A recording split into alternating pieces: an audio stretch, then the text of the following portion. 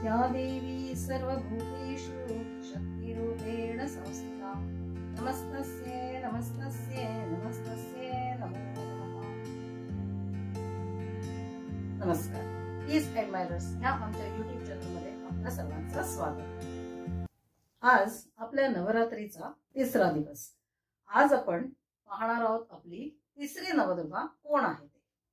आपण पहिल्या दोन नवदुर्गा तर पाहिल्या, राजमाता जिजाऊ आणि कोणके ओबव्वा यांनी लढाया लढल्या, म्हणजे शस्त्र घेऊन ऍक्च्युअली त्यांनी लढाई लढली।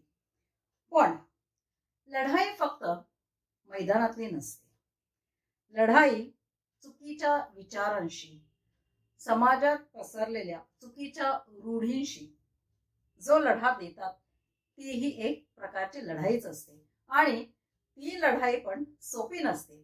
मैदानातल्या लढाई इतकीच ती लढाई पण तितकीच कठीण असते। त्या लढाईत पण तितक्याच यातना सहन कराव्या लागतात। तर आजची आपली नवदुर्गा जी आहे ती अशीच एक लढाई लढलेली आहे। मी पुढे काही बोलण्याआधी तुम्हा सर्वांना एक विनंती करते की हे जे आमचे नवदुर्गाचे जे व्हिडिओ आहेत ते शेवटपर्यंत पहा। पुढच्या पिढीला हे ज्ञान पोहोचवा, त्यांच्यापर्यंत ह्या गोष्टी पोहोचवा, जेणेकरून आपली पुढची पिढी व्यवस्थित घडेल। तर आजची आपली नवदुर्गा कोण आहे ते पाहूया। आज आपण अभिमानाने सांगतो माझी मुलगी डॉक्टर झाली, इंजिनियर झाली, वकील झाली, पायलट झाली, तिने ही डिग्री घेतली, इतके शिकली, अगदी अभिमानाने सांगतो। पण जर मी तुम्हाला सांगितलं की मुलींना शाळेत पाठवू नका, मुलींनी शिक्षण घेणं चुकीचं आहे, तुम्ही माझ्यावर हसाल, म्हणाल की काय मूर्ख बाई आहे, मुलींना शिकवू नका म्हणते। पण एक काळ असा होता की खरंच मुलींना शाळेत पाठवणं, मुलींनी शिकणं हे महापाप समजलं जायचं, अगदी महापाप, अगदी सगळ्यात चुकीची गोष्ट समजली जायची ते म्हणजे मुलींचं शिक्षण। आणि ह्याच चुकीच्या समजुतीसाठी पाऊल उचललं ते म्हणजे सावित्रीबाई फुले यांनी। तर आपल्या तिसऱ्या दिवशीच्या नवदुर्गा आहेत सावित्रीबाई फुले। सावित्रीबाईंचा जन्म 3 जानेवारी 1831 नायगाव ह्या ठिकाणी झाला। 9व्या वर्षी ज्योतिराव फुले यांच्याशी त्यांचा विवाह झाला।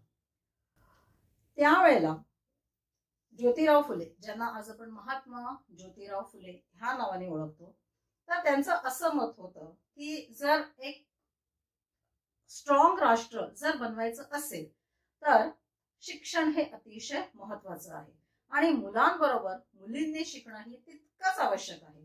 कारण जर मुलगी शिकली तर पूर्ण घर शिकेल, एक घर जर पूर्णतः स्ट्रॉंग झालं तर राष्ट्र स्ट्रॉंग बनेल, ह्या मताचे ते होते।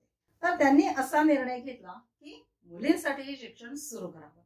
पण काळ असा होता की मुलींना तर शिक्षण देणं योग्य समजत नव्हते, त्यात जर कोणी तयार झालंच मुलींना शिकवण्यासाठी तर पुरुष शिक्षकाकडे पाठवण्यासाठी तयार नव्हते। तर आता ह्यावर उपाय काय? तर ह्यावर त्यांनी विचार केला की आपली पत्नी सावित्रीबाई हिला शिकवायचं आणि पुढे हिला मुलींना शिकवण्यासाठी तयार करायचं। सावित्रीबाईंनीही आपल्या नवऱ्याच्या ह्या निर्णयाला अगदी भक्कम साथ द्यायचं ठरवलं।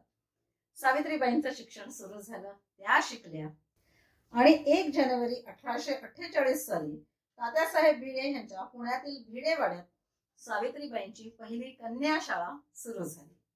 आज प्रश्न विचारला जातो, भारतातली पहिली शिक्षिका कोण, पहिली प्रिन्सिपल कोण? अगदी आपण न चुकता न विसरता सावित्रीबाई फुले हे नाव लिहितो। पण त्यावेळेला हे सुरू करणं काही सोपं नव्हतं। पुढे 3 वर्षातच त्यांनी 3 आणखी शाळा ओपन केल्या, कन्या शाळा, आणि ह्या तिन्ही शाळांमध्ये जवळजवळ 150 विद्यार्थिनींनी प्रवेश घेतला। म्हणजे 3 वर्षात जवळजवळ 150 मुलींचं शिक्षण सुरू झालं। ज्या वेळेला ह्या गोष्टीची सुरुवात झाली की मुलींना शिकायला बाहेर पडायचं, सावित्रीबाईंना अनेक गोष्टींचा सामना करावा लागला। कोणी शिव्या द्यायचं, अंगावर कचरा टाकायचं, शेण टाकायचं। तर ह्या वेळेला सावित्रीबाईंनी काय केलं, त्या मागे नाही हटल्या, त्यांनी हिम्मत नाही हारली।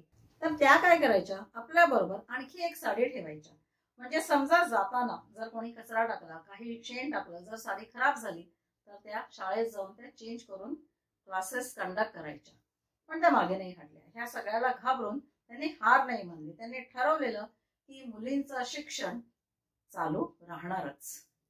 ह्या सगळ्या प्रवासात सावित्रीबाईंना साथ मिळाली ती सगुणाबाई क्षीरसागर यांची, ज्या महात्मा ज्योतिराव फुले यांच्या बहीण लागत होत्या. तर त्यांची साथ त्यांना ह्या प्रवासात मिळाली. आज आपण सावित्रीबाई फुले जयंती पुण्यतिथी साजरी करतो.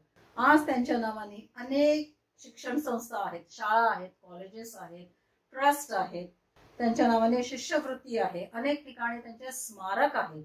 पण ज्यावेळी त्यांनी हा निश्चय केला ना की मुलींना शिकवायचं, त्यांना काहीच माहिती नव्हतं की पुढे काय होईल, की आपलं नाव इतिहासात एवढं मोठं होईल किंवा आपले स्मारक उभे केले जातील. त्यांना काहीही माहिती नव्हतं. त्यांनी फक्त एक योग्य तो निर्णय घेतला, समाजातील एक चुकीची गोष्ट खोडून काढायचा निश्चय केला आणि त्या मार्गाने त्यांचा प्रवास सुरू केला. त्याचे रिटर्न्स काय मिळतील ह्याचा त्यांनी कधीही विचार केला नाही. आज आपण जर कोणाला सांगितलं की बाबा जरा माझं हे काम कर, तर बऱ्याच जणांच्या तोंडी पहिला प्रश्न येतो की मला काय मिळणार. मुलांमध्येही थोड्याफार प्रमाणात आपण हे बघतो की मी हे करीन पण मला काय देणार. अगदी मुलं शाळेत मी जातो मला काय देणार. पण एक सांगू, ही चुकीची गोष्ट आहे. ह्या मुलांच्या सवयींना भर घालू नका. पुढे ही गोष्ट त्रासदायक होऊ शकते. तर त्यासाठी मुलांना अशा गोष्टी सांगायच्या जेणेकरून मुलांमध्ये एक निस्वार्थ भावना डेव्हलप होईल. तर खरंच एक सोशल वर्क म्हणजे सोसायटीसाठी काम करणं, त्याला सोशल वर्क म्हणतात. आणि सोशल वर्क म्हणजे नेमकं काय याचं एक उत्तम उदाहरण म्हणजे महात्मा ज्योतिराव फुले आणि सावित्रीबाई फुले यांनी केलेलं कार्य. पुढचा काहीही विचार न करता अगदी हिमतीने केलेलं कार्य म्हणजे समाजकार्य, सोशल वर्क. ह्यात आणखी एक गोष्ट शिकण्यासारखी आहे. ज्योतिरावांनी निश्चय केला की आपल्या बायकोला शिकवायचं. का? कारण त्यांना पुढे मुलींना शिकवायचं होतं. त्यावेळेला सावित्रीबाई असं नाही म्हटल्या की नाही हो, मला कशाला तुमच्या ह्याच्यात ओढताय, नको नको, मला काही जमणार नाही, तुम्हाला हवं ते करा पण मला काही जमणार नाही. पण त्यावेळेला सावित्रीबाईंनीही योग्य निर्णय घेतला. आपल्या नवऱ्याच्या ह्या निर्णयाला, ह्या निश्चयाला अगदी योग्य ती साथ, हिमतीने साथ द्यायचं ठरवलं. आणि म्हणूनच आज मुली जे काही शाळेत शिकतोय, जे उच्च शिक्षण घेतोय, त्याचं श्रेय जातं सावित्रीबाई फुले यांना. जर त्यावेळेला त्यांनी सांगितलं असतं की नाही बाई मला नाही जमणार, किंवा जेव्हा त्यांचा प्रवास सुरू झाला, ज्या वेळेला लोक त्यांना शिव्याशाप देत होते, अंगावरती शेण कचरा टाकत होते, त्याला घाबरून जर त्या घरी बसले असत्या तर आज मुलींच्या शिक्षणाचं चित्र काय झालं असतं जरा विचार करा. तर मला वाटतं आजही गरज आहे की अशी पावलं उचलायची. होय, जर आपण आजूबाजूला नीट पाहिलं तर अजूनही समाजात असे काही विचार आहेत, अशा काही परंपरा आहेत, त्या खरंच खोडून काढायची गरज आहे.